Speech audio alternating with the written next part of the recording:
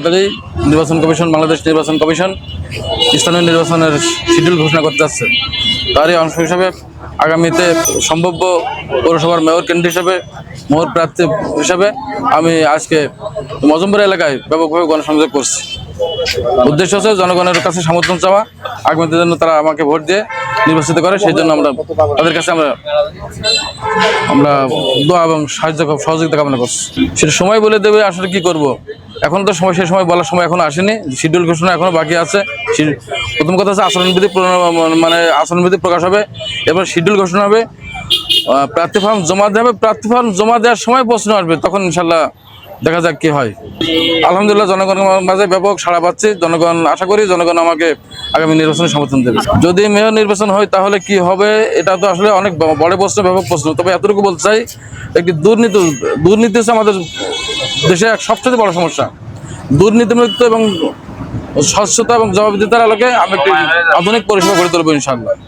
বিশেষ করে বলতে যেটা বোঝানো হচ্ছে, সেটা আসলে কুষ্টিয়া শহরে গতানুগতিকভাবে অনেক কথা বলে থাকেন, ব্যাপক জলাবদ্ধতা আছে এবং যানজট হয়।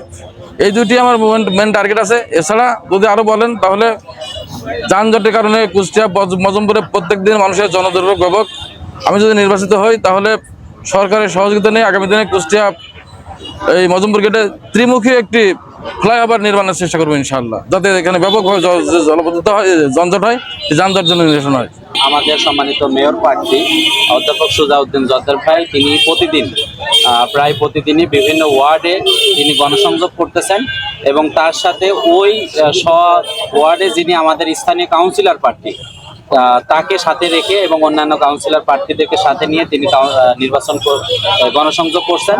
আলহামদুলিল্লাহ উনি ব্যাপক সাড়া পাচ্ছেন এবং আমরা আশাবাদী কুষ্টিয়ার সবচেয়ে বড় একটা ক্রাইসিস যে কুষ্টিয়ার যানজট এবং এখানে জলবদ্ধতা, এবং আপনারা গত বেশ কিছুদিন দেখতে পাচ্ছেন যে কুষ্টিয়ার কোনো সংস্কার কাজ হচ্ছে না, রাস্তাঘাট থেকে শুরু করে।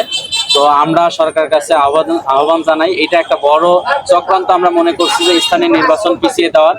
স্থানীয় নির্বাচন না হলে স্থানীয় উন্নয়ন বাধাগ্রস্ত হবে। তো আমরা খুব দ্রুত নির্বাচন হবে এটা আশাবাদী এবং আমরা সরকারের কাছে সেই আবেদন করি এবং নির্বাচন হলে আশা করি আমাদের মেয়র প্রার্থী তিনি বিপুলভাবে বিজয় অর্জন।